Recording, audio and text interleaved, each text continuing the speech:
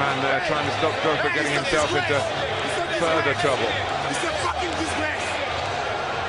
Oh, it's not a bad ball for Pele on the right side. It's Carlos Alberto. Oh, what a great goal that was! Carlos Alberto. Maradona just walked away from Huddle then. Saldano, smokes and Maradona!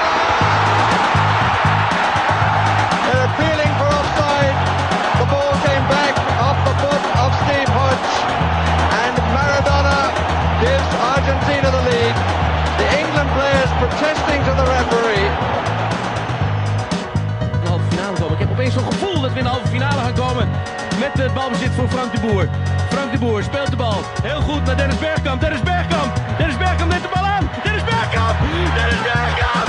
Dennis Bergkamp. Dennis Bergkamp. Dennis Bergkamp. Oh! Frank de Boer speelt de bal naar Dennis Bergkamp. Die neemt de bal feilloos aan. En die schiet de bal erin.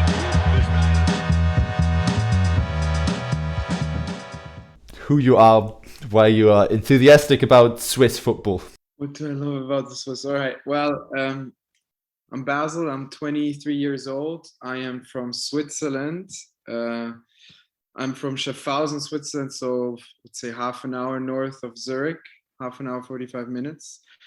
What do I love about the Swiss football? Well, I'd say that most of the time, nobody expects them to perform well, but sometimes, well, in the past, they've always been able to surprise everybody, and they're like sort of the underdog, which still makes it into the quarterfinals or somewhat up there, and then, well, then they leave. No, yeah, it sounds they are very consistent, right? It's insane. They always show up. But your answer didn't come off as too enthusiastic. Sell Swiss football to us. We've been just watching the Shaqiri bicycle kick that he scored last time against Poland, which looked fantastic. So. Yeah, exactly. I mean, yeah, the thing is just you don't expect them to be so good. And the thing is most of them don't play within Switzerland. They play either in Italy, Premier League or Bundesliga. And there they play in good teams. Like you have, I don't remember the name of the defender in Dortmund playing at the moment. He's Swiss. Or the Swiss goalkeepers. Like you have Bürki, you had Benaglio. I mean, for some reason, Switzerland also has good goalkeepers. Yeah, Akanji is the Swiss guy. Akanji, exactly. Yeah, thank you. Mm-hmm. So yeah, I have a little trivia question for you and Leon on the Swiss team. It's like on our notes, because we share notes, it's redacted, so I can see that there's a question there, but it's all in black, so that I can't see it. So my question is, Switzerland haven't won a knockout tie at a major tournament since when? And if you give me the right decade, I'll... You go first. I have no clue. I have no clue. Can I say 80s? So you say they won a knockout game in the 80s. Okay, Leon, how about you? So winning a knockout game. Yeah. So normally the Switzerland get through the groups and then get knocked out. When was the last knockout game that they won? Okay, I'll be more pessimistic and I'll go with the 50s. Oof, you could have just gone below or.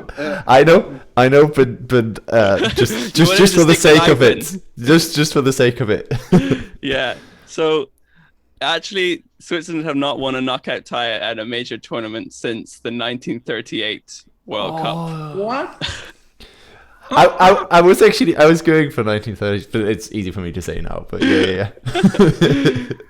Wow. That's about. How does it make you feel for the prospect of your team? Yeah. Now you're pushing the 90s. How does it make me feel? Well, I feel like they have performed and made it into the knockouts. But yeah, like you said, they always got kicked out. I thought that they have passed on to the next round a bit more recently, but turns out they haven't. Yeah. So how does it make me feel? Well, the thing is, you don't have like you go into these World Cups, Euro Cups, and you're like, you don't have high expectations. If you just make it to the knockout round, you're already happy.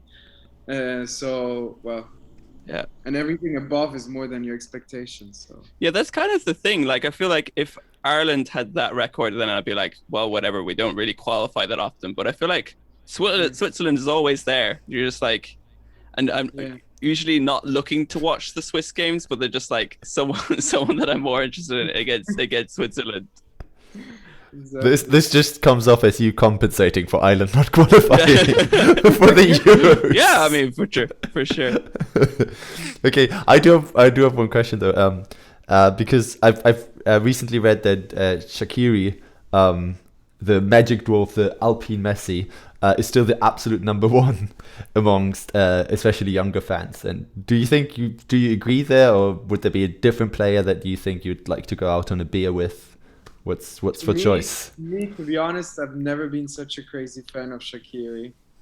To me, he's, well, I don't mean to sound judgy, but ever since he left Basil, he hasn't really performed crazy. And I mean, he's been with the clubs that were performing well. I mean, he was with Bayern Munich. I think he won the Champions League with Bayern Munich even. Mm-hmm. Yeah. Maybe I'm wrong. Then where did he go next? I mean, now he just left Liverpool as well, and now he's in Italy again. I'm not sure. But to me, he was never the... I'm gonna say now, to me, he was always a bit overrated. Yeah. But yet, in the Euro Cup or World Cup, I feel like every time I watched him, he performed like crazy. So I'm like, I don't hear anything from you for the last 2 years when you play in your clubs. But then when you're at the World Cup or Euro Cup, you perform. So but that's sort of my there it relation. is, right? That's the perfect player explanation. for the national team. Keeps his legs fresh for good old Switzerland. Fair enough for the national team, yeah, but he wouldn't be like my favorite player of the national team if you ask me that way. Now, if you're asking me who's my favorite player of the national team, I remember back in 2008, I was a huge fan of Alexander Frey. Of course. Mm-hmm. Yeah. I remember when I think it was in the first match when he got tackled and his knee got injured. I remember it was all over for me. That's it. I was so down. Yeah. And now I'm who am I? Frey is like the all-time top scorer for the national team, right? Or yeah. I Probably. couldn't tell you. Okay, but so the injury of Frey was like the end of the all-time low tournament. point. Turn off the telly. Yeah, the low point of you watching. For me, it was turn off the telly. but then what? The reverse. What was like the best moment? Highlight? The highlight. The highlight of him, or what? No, of you being a Swiss football fan and watching the Swiss national team perform. Highlight. Yeah. I can tell you exactly. 2010 when Switzerland won against Spain. Ah, yes. First game. I remember watching that game in my little village. Yeah. Of around 3,000 people, but the entire village gathered in that football tent, and we were all looking at the screen, expecting Switzerland not to win anything, obviously, or not win that game for sure. And then I don't remember who it was and scored, and I remember how there was a 5-minute extension time, and everybody was sitting on the benches, scared that Spain would still score. And well, Switzerland turned out to be the only team that beat Spain in that tournament. Mm-hmm. I think. So yeah, no, they were. They were, right? Yeah. So that was probably the biggest highlight for me. Cool. Yeah. No, sounds fantastic. No, that one definitely. Which one? I don't remember which one it was when they lost against Argentina in the knockout stage. It wasn't too long ago. Yeah, I'm not sure. It wasn't the last one, but I don't know. It wasn't the last one, right? No. No, last one was... Yeah, no. Yeah, that's... I would have to Google it. Difficult to remember. But, so 2014. 2014? Angel Di Maria scored in the 118th minute. Oh, right at the end of extra time. Right at the end of extra time. That was heartbreaking. Okay. Do you have a ritual for when you watch Switzerland? Do you like to be in the same place, be alone with friends? What's the game day experience? There's really no ritual, honestly. Usually, I know in Switzerland, when Switzerland plays, there's always a lot of Swiss flags in the garden of people. So maybe that. Do they also have the one on the cars on the top of the roof? Yeah, in 2008 there were a lot of those on the cars. Yeah. But other than that, no rituals, and there's no one I would specifically watch the game with. So. So then it's going to be us. Yeah. What about this summer? Have you got? Well, I guess I hope I get to watch it with you then. I mean, I'm here in Copenhagen. I'm down to watch football with anyone.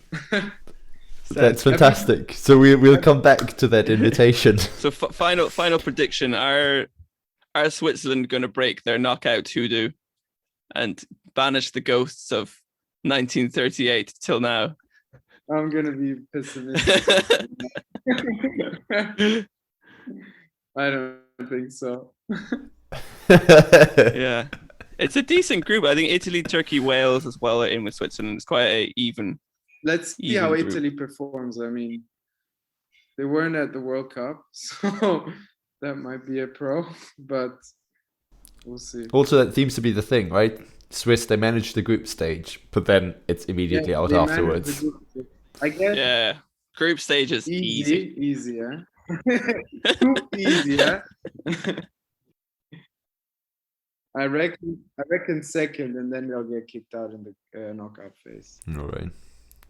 Thank you so much for the predictions and all the input. Yeah, the very level-headed predictions. No. Don't quote me on it. Well, we will. We most definitely will. I have no choice, We will. Pessimistic Swiss fan not predicting their semi-final win against France. Yeah. That's just the thumbnail, no? Yeah. Exactly. That's the clickbait line. Okay. Exactly. Thank you so much. Basil, thank you so much for coming on and telling us a bit about the Swiss. Thank you, guys. Cheers, Alex. Cheers, Leon. Cheers. Have a good one.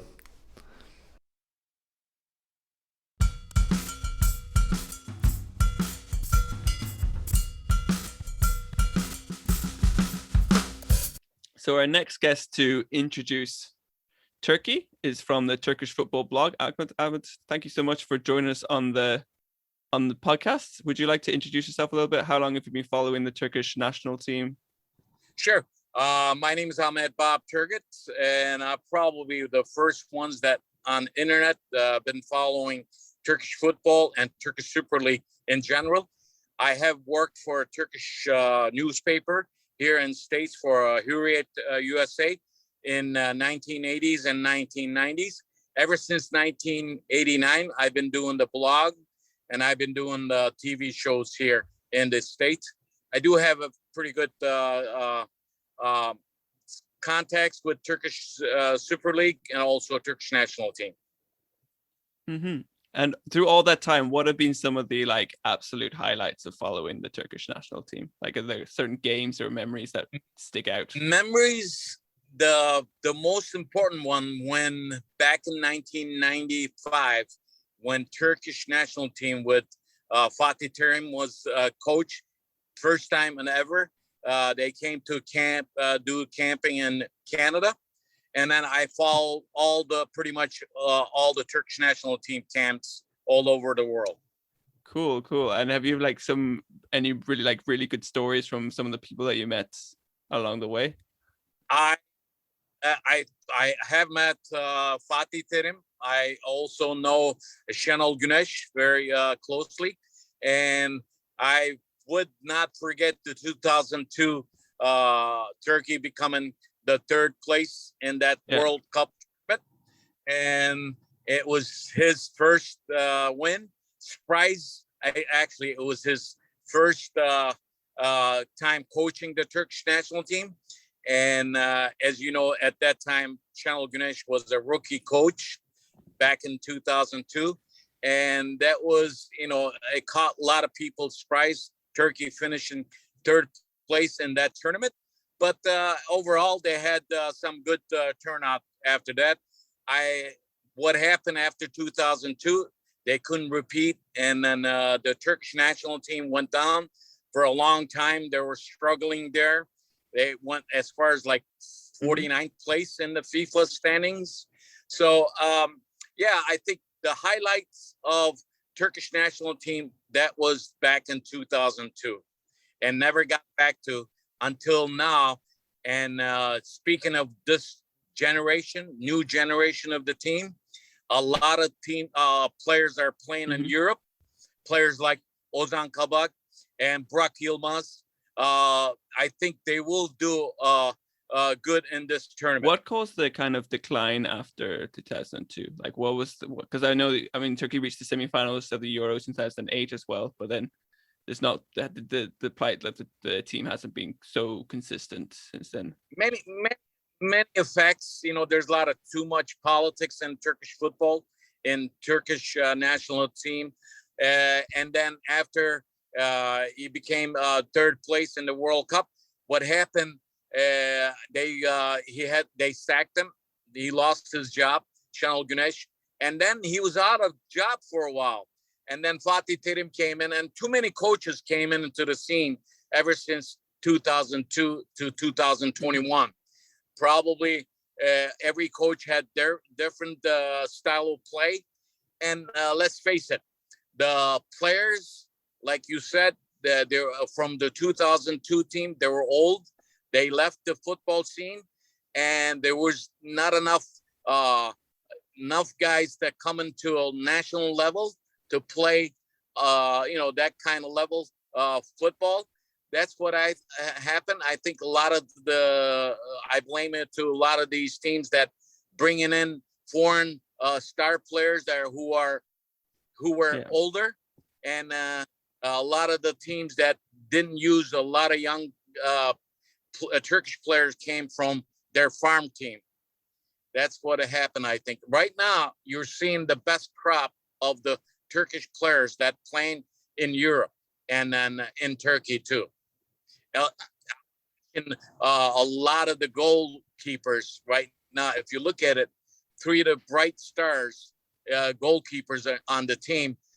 Only one older, Max Günok, is the veteran goalkeeper, but Uğurcan and Altay is very young keepers. Are a lot of the European teams are after them.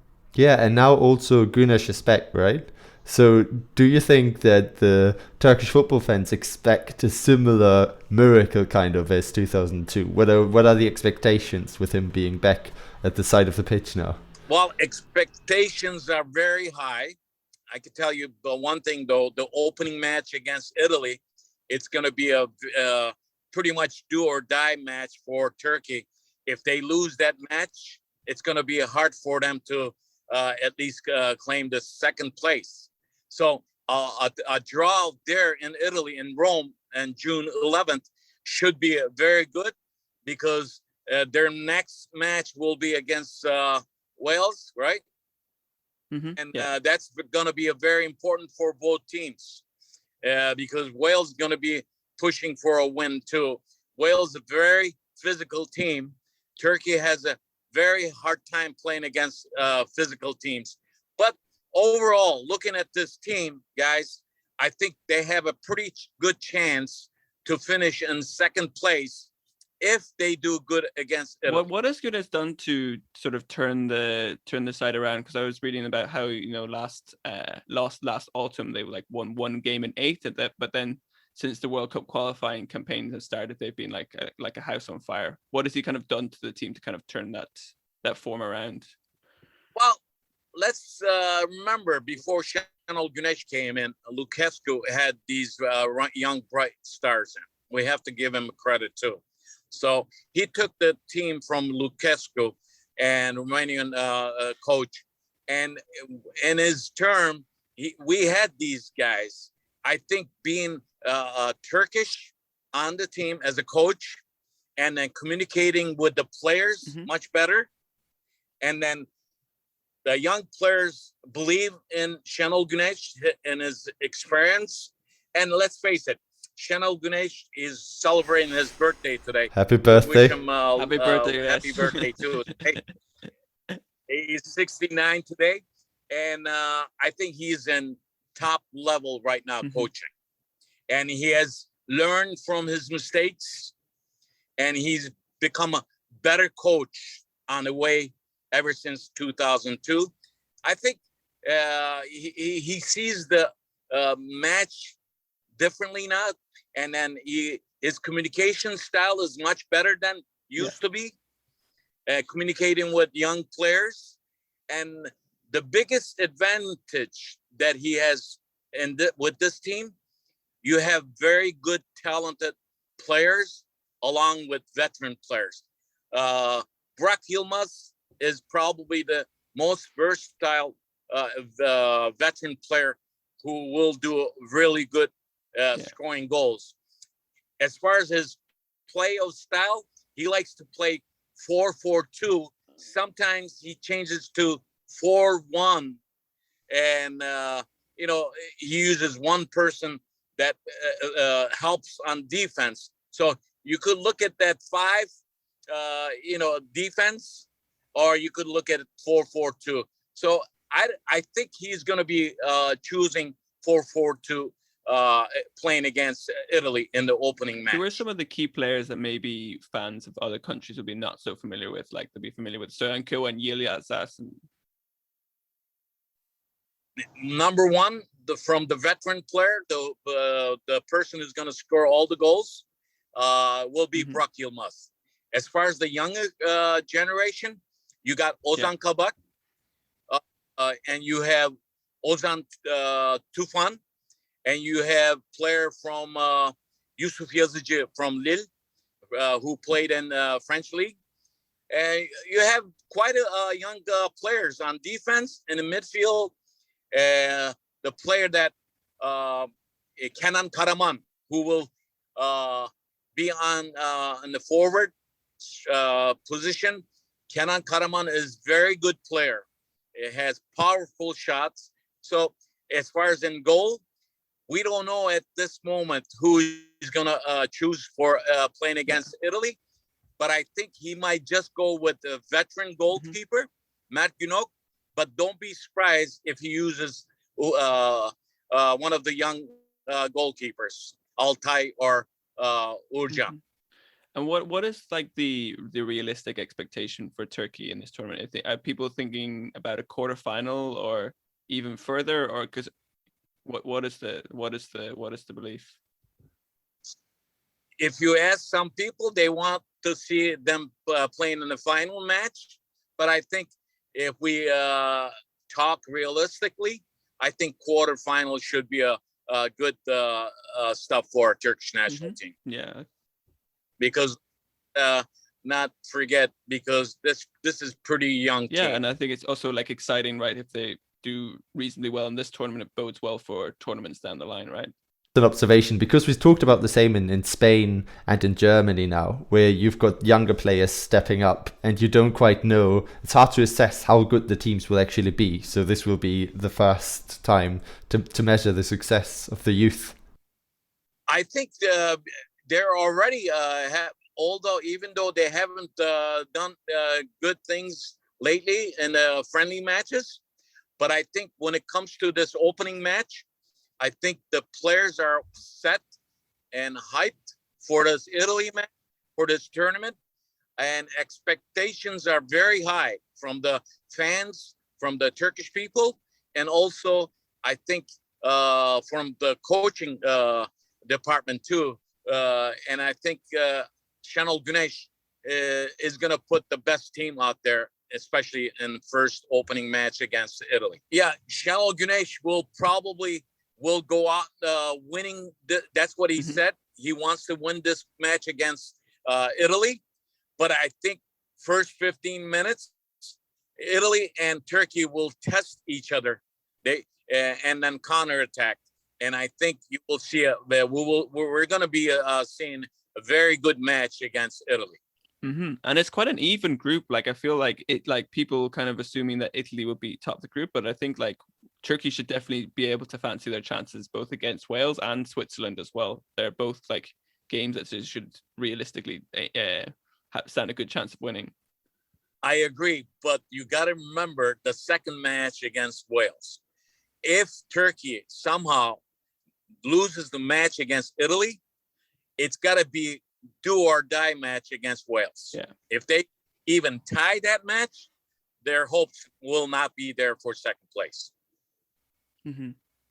We have one final question that we've been asking Sure. all of our guests, and it's if you could meet up for a coffee or with a player past or present from the national team, who would it be and why? Well, I think one of the great players that in my childhood days, which he's not, he passed away. My idol, even though I'm not a Galatasaray fan, but he was huge Turkish star, Metin Oktay. And I have met many of the young generation from starting 1990s.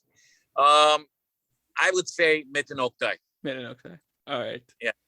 Thank you so much for giving us your time to join us on the podcast No today. problem. Really Just remember, I am 64 years old, so I kind of like the old generation players that I, as a kid, that I looked up to. Mm-hmm. And Metin Oktay was one of the players that did a lot of good things for Turkish football and also a Turkish national team. Yeah, no, it's always the players who are like big when you're young. They'll always be the greats, no matter how old you get. Yeah, it's just like Pelé is in my books has a special place. Yeah, even though I did shake his hand and while he played here for New York Cosmos. Oh wow, that's that's a real claim to fame. Yeah, asked you about that. Back in 1980s when Pelé, Beckenbauer, and Turkish legend goalkeeper Erol Yasin Özdenak also played for a Turkish national team, played for New York Cosmos. As a matter of fact, we communicate with him. He lives in California. Yeah. He's very excited for this tournament too. Mm-hmm. I did want to just ask you, when you watch the Turkish national team games, do you like to watch it by yourself or do you have like a big party with lots of people? I used to watch it with a lot of people. Now it's just the family with my sons. Yeah. Even one of my sons lives in California now. He can't watch it with me, but I watch it with my younger son. All right. Well, I hope you have an enjoyable tournament as much as possible. Thank you for calling, and I am very grateful to be on your podcast. And we'll see you next time. All right. Thank you so much, and have a good day, man. Thanks for joining us. Our next guest, Anthony, is going to be discussing Wales. Anthony, do you want to introduce yourself a little bit? Maybe like where in Wales you're from, or like how long you've been following the national team? Yeah, I'm 54. I'm from a little town, Pencoy, just outside Cardiff. I'm living in Copenhagen now. I've been living here for 15 years. Mm-hmm. But yeah, I miss my football when I'm back home in Wales. So other than that, are you a Cardiff City fan? I am indeed. Yeah. So great weekend watching our competitors down the road missing out on going to the Premier League. They'll lose out in the playoff final. Yeah. Disappointed that Newport didn't go up, though. They missed out as well. Yeah, I saw them. Newport missed out. Our football coach here, actually, he's Danish, but he's actually a Swansea fan. Oh, okay. Good. Yeah. Good. I hope he's pretty upset then. Yeah. So let him know. Like when we talk about the Wales national team, the 2016 sort of story seemed like very much like a fairy tale. Like how the way the fans in France got behind the team and stuff like this, and like the trip that the team went on. Do you have like a favorite memory of that tournament? 2016, yeah, I went out there for the first game. I went out to Bordeaux. And it was a fantastic trip. The fans were really good and well behaved, and it was just really good spirited out there, and I've been following Wales since I was a kid. I played football when I was back home, and now we've had a lot of upsets over the years. We've failed twice against Scotland with them cheating with their handballs, and not that we hold a grudge, but but we do. It was, I think it was 1990. No, what was it? 1992, I think, something like that. We almost got to the 90. We almost got to the finals, the World Cup finals in the US. Yeah. We had to beat Romania in Cardiff, and we were winning 1-0. We had a penalty, and we hit the bar, and then they went on and beat us 2-1. So we've got close a few times. So yeah, actually qualifying last time was fantastic, and so yeah, really great trip. Mm-hmm. Have you like followed the Wales team abroad? Do you have any like great?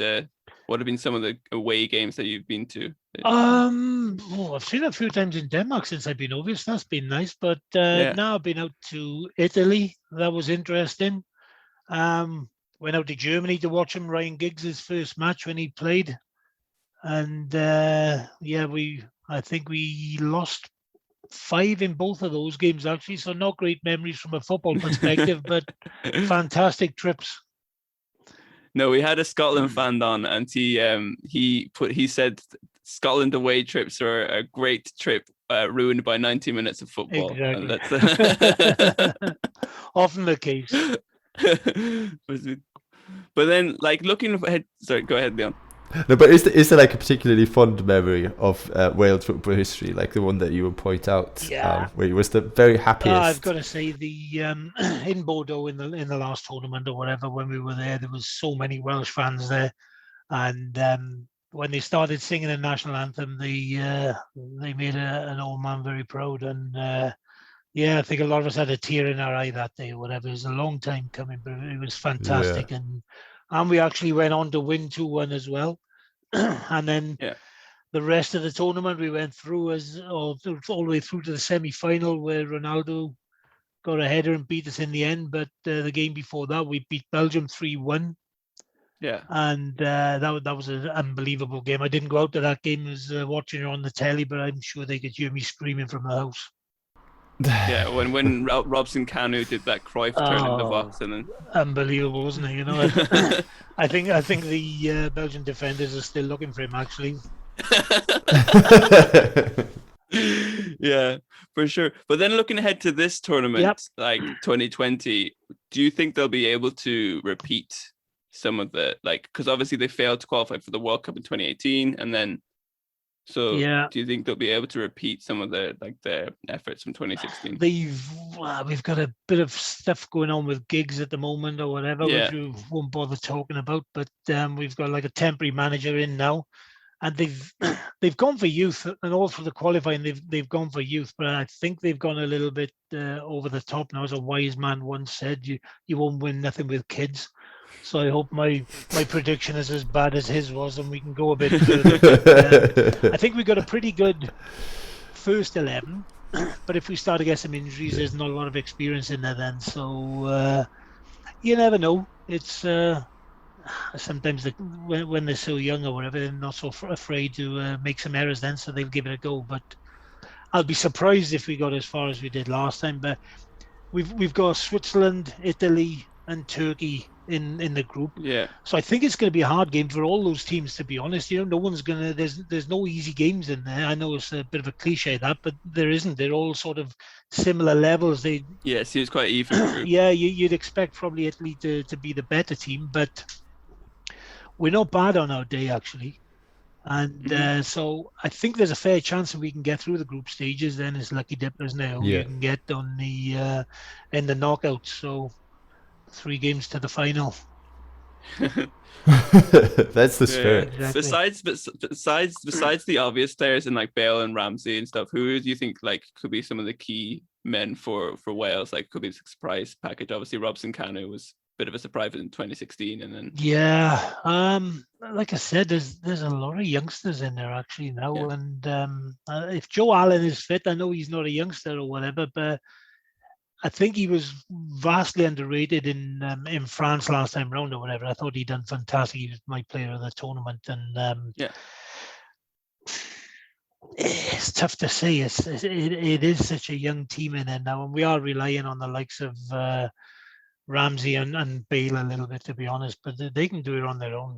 We've got quite a few other good players in there as well. Neco Williams from Liverpool, he could do all right.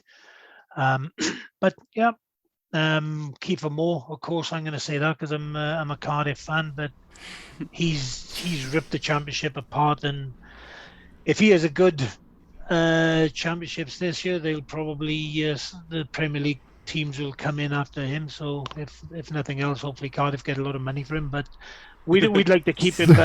He scored so many goals for us last year. He's a handful. He's so tall or whatever. Nobody could get near him. And I know the championship is a different level to international football, of course. But he's a great player and good for a big man. Good feet for a big man, as they say. Feet for a big man, as they say. Yeah. So now we've got a lot of hope. For sure. Do you have a spot in Copenhagen that you'd like to go and watch the games, or is you just at home? Well, my regular in Copenhagen is the Globe. I gotta say it's a great pub, and I normally go there, but I do like to watch the big games at home, to be honest, because I can stay relatively sober then, and I can actually watch what's happening. And I like to be a bit insular sometimes when I'm watching the bigger ones, at least, you know. Yeah, we had the discussion of the pod before, and because I tend to agree, especially if it's like the big national matches, you kind of want to just sit there, take it all in, no distractions from the sides and everything. Exactly. So I feel I think I'm pretty sociable as well normally, you know. So I'll end up chatting to somebody, and then the game will before the game, and then the game starts, and they want to carry on chatting. So it's like, exactly. Leave me alone. Go away. What's wrong with you? And you're like, what? I'm watching here. Come back in an hour and a half or whatever. Yeah. But prediction time. What do you think Wales will get to in another semi-final? Yeah, I think I don't know.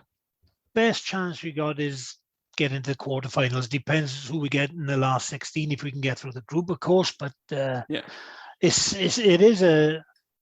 an interesting group, but it's definitely possible to get out of it, I think, and depends who you get in the quarterfinals then. But you never know. We shocked everybody last time. I think we got little man syndrome, really. You know, we're a small country or whatever, and it's the same in the rugby as well. Really, we just keep fighting. You know, we never know when we're dead. You got to sort of chop our head off, and it's a little bit like Monty Python. Then we'll still bounce around on our head. So, it's not over till it's over. Yeah, great reference. All right, we have one final question that we've been asking everyone, and it's if you could go for a beer or a coffee, if that's your choosing, with a player, past or present, from the national team, who would it be? Well, again, I'm going back to my Cardiff City roots or whatever. Now I'm going to have to get Ramsey and Bale into a corner and convince them they need to come back and finish their careers in Cardiff and get us up to the Premier League. And the odds have been slashed, actually. The Bale is going to come to Cardiff. He's 10-1 now, and he said he said that 10-1 early. He said that he's where he's going next, he's going to cause a bit of a rumpus when the news comes out or whatever. So I think it could be either Cardiff or Barcelona he's going to. So I'm not sure. I think he should choose Cardiff. Yeah. Which is the better golf courses will be there. Well, he's got a house just outside Cardiff, and he's put a couple of golf holes in the back garden replicated off one of the big courses. So I think he should start using them now. So yeah. No, but I like it. That you enter the talk with a mission. It's just not just about the chats. No. You're not wasting this opportunity. Preach. Exactly. He's got to do it. All right, thank you so much, all right, guys, for joining us. No problem. Good luck for the tournament, and hope if Wales do well, we'll chat again. Fantastic. See you in the final. Yeah. Talk to you then. All right, talk to you again. Bye now. Bye. Bye.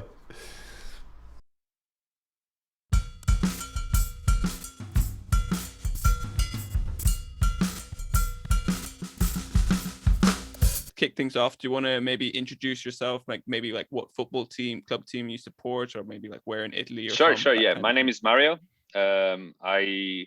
I am the son of an Italian father, Chilean mother, but both my grandfathers are Italian. So I grew up in this very Italian environment, even though I grew up in Chile and in England. Never actually lived in Italy. I often go there, but more because of the family passion tradition kind of thing. My team is AC Milan. It's always been since 93 onwards. Collect their shirts. I'm also a big Serie A fan. Obviously follow the Azzurri everywhere, and ever since Baggio lost that penalty kick, it's always been something of mine to follow the Italian national. Mm-hmm.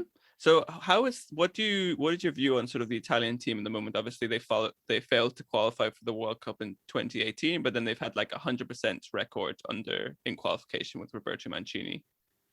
Yeah, well, to be honest with you, when Mancini took over again, I was not very enthusiastic, because of his last spell was okay, but it was not on the same level as Prandelli. So for me, Mancini was a no-go, but he's proven to, like it happens in football, to collect the new talent that has come through, and he's kind of shown what he can. He's managed to show and display the best young talent, Mm-hmm. and I think he's been lucky in a way. Like I said, I'm not a big fan of Mancini, but because of this new crop that came about, which was about time. It's been a hell of a last 10, 15 years. But ever since 2012, which we did okay, Mm-hmm. Yeah, it's been a hard road, man. Yeah. But yeah. And who are some of the kind of, like, if you were looking about this somewhere and if Italy are to have a big tournament, who are the kind of players that are kind of going to rely upon? Is it going to be Immobile's goals, or where do you think like the strength of the team is going to lie? I think right now, finally, when you need a spine of a team in order to kind of like create something sturdy and something tangible. And I think for the first time, with Bastoni has come out in the Inter lineup as a regular. He's really strong, and I think he's going to be a starter. Yeah. I think Varela, also of Inter Milan, is going to be the one midfielder that's he's kind of a game changer in the midfield.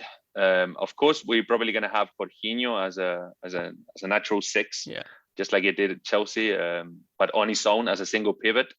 Varela is obviously going to be on one side, and I think Berratti is going to be the starter on the other side. So in terms of technical ability, for a long time we haven't had these players in midfield. I think ever since Pirlo and Albertini that we haven't had a good a crop of a free-man midfield that can all be good with the ball at their feet. And I think this is one of a life. I'm just very excited about the fact that they're all very young and they're at an age where they're gonna transmit the correct energy, I feel. Mm-hmm. And then on the wing you got Chiesa, which I think for Juventus was fantastic. He already shown it at Fiorentina, but this year, I mean, Juventus struggled the whole year, and if it wasn't for Chiesa and Quadrado, maybe he's not Italian, but Chiesa on coming on and being the game changer, Juventus would have been even third down.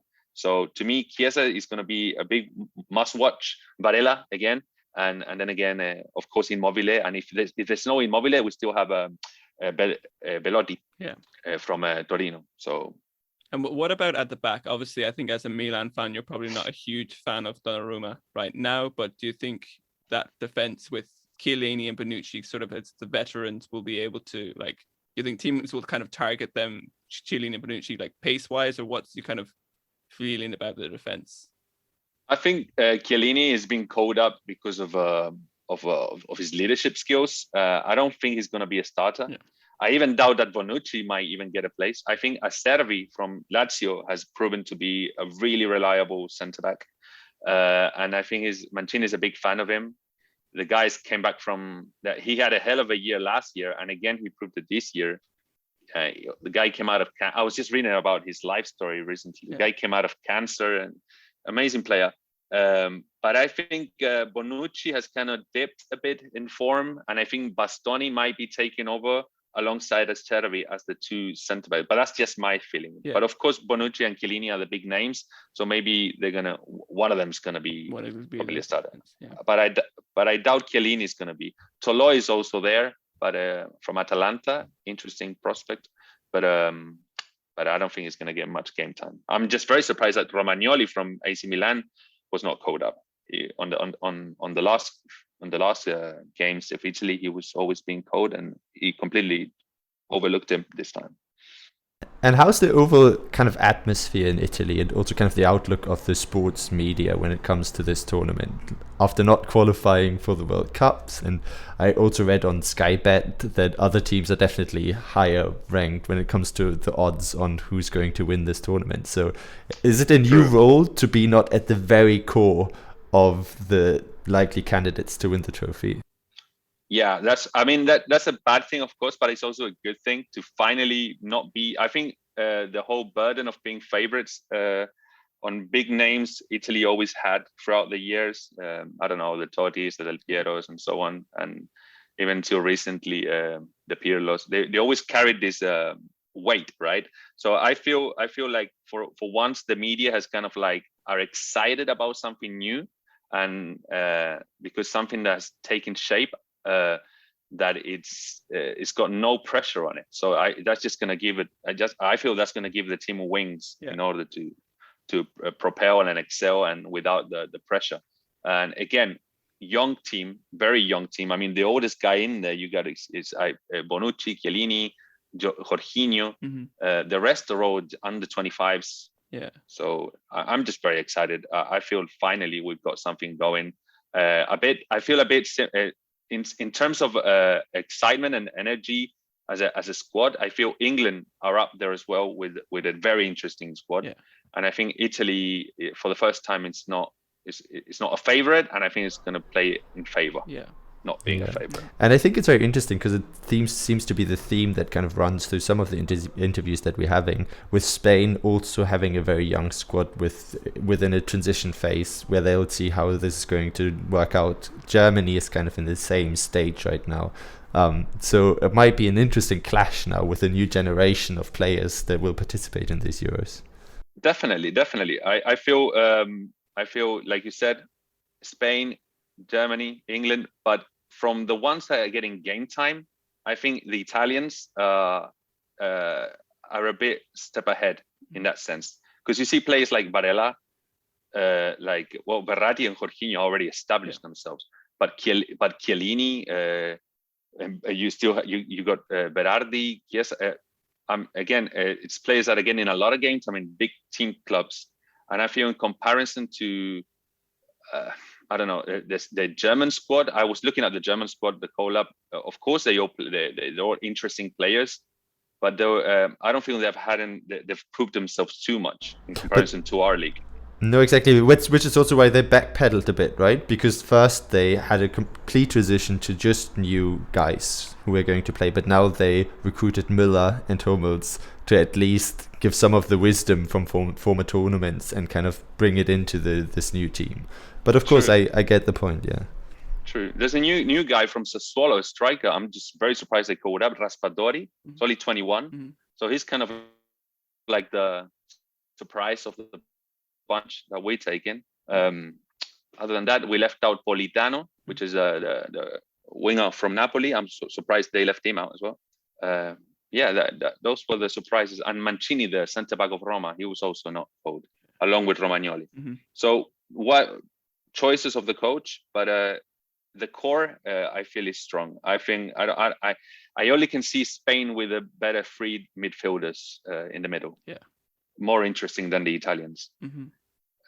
Fullback wise, center forward wise, maybe England are higher up, but in terms of midfield, which is where the core of a team relies, I think Italy might be to me, they're favorite. I don't say it from an Italian point of view. To me, they're between the 2-3, but I don't think Germany are up there this time. No, I think Germany are in trouble potentially, but yeah, no, I agree to some extent, but also we'll see how it works out. So what would they might work the magic. What do you think will be considered a good tournament for Italy in this? Like, do you think it's semi-final and anything else is considered a failure, or what is the kind of like?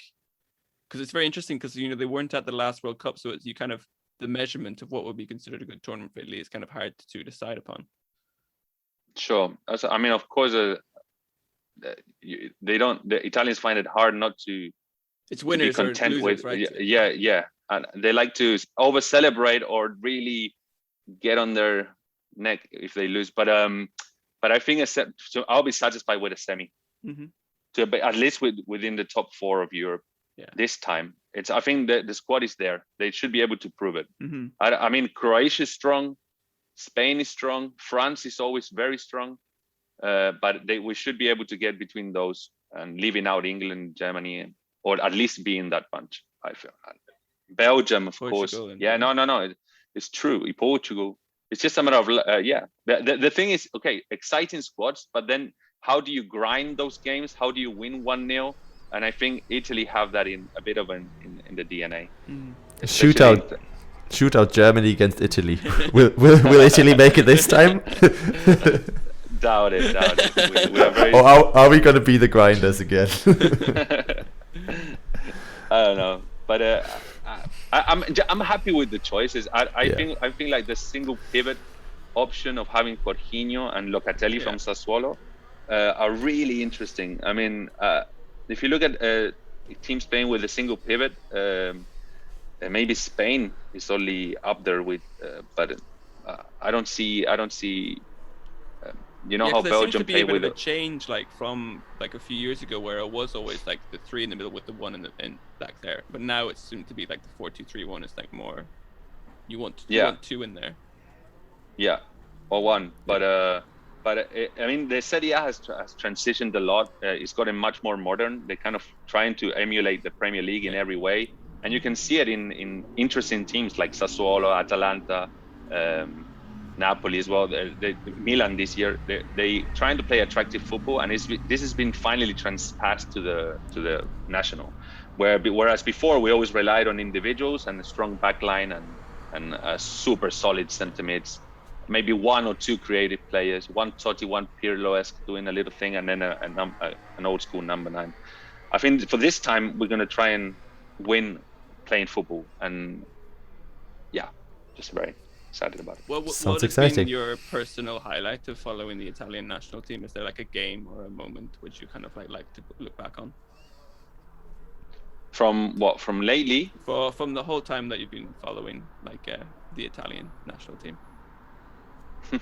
There was 1996. I remember a Euro where Gianfranco Sola scored again against England. I think it was against England, and I was living in England at the time. They took me to a pub, a really traditional English pub, and I was the only one. That was the moment for me. Okay. And of course, you have to be protected from the England fans in the pub. Yeah, exactly. I was the only one screaming there. And of course, '94 when Baggio lost that penalty, made me very, very sad. I was crying as a 9-year-old, and ever since, kind of like. And now the documentary came out just like a week ago. Oh, the film. Have you seen it? I've heard it's got kind of mixed reviews. I haven't started watching it. I think it's an actual film, not a documentary. It's like with actors and stuff. Oh, is it? Yeah. It's like but I don't know. Okay. But Okay, I thought it was a documentary, but okay. No, even better if it's film. Dramatized a bit more. Yeah. Mm-hmm. And we have one final question that I've been asking all of our guests, and it's if you could go for a drink with a player, past or present, from the Italian national team, who would you pick? Oh, past or present? I thought it was just present. No. Okay, past or present. You can pick 2 answers if it's too difficult. From today, definitely Verratti. Yeah. I've heard he's a party boy. Oh, yeah, for sure. Yeah. It'd be mad night. I think he's an interesting character. He's always coming out with some random comments and quotes. But from back in the day, it would have to be Nesta. Yeah. So Class. Such a cool, relaxed centre back, and I just ask him, how does he do it? Effortless. Very nice and smooth. Yeah. All right, two brilliant choices. Thank you so much, Mario, for joining us. No, thank you guys. I hope it was a good input. I'm very excited this time. I think we have top players, and very confident that we might be able to go all the way. Actually, no. After listening to, I'm excited to see what Italy has to offer. It's to see. Yeah, there was very much a selling point for it. It sold the team and, well. and we'll have you back on if it goes the way that you predicted, right? Yeah. I mean, I didn't even talk about Donnarumma. Yeah. We didn't even talk about Immobile. Important players. All right, guys. Thanks so much, man. All right. Enjoy the rest of your evening. Thank you, guys.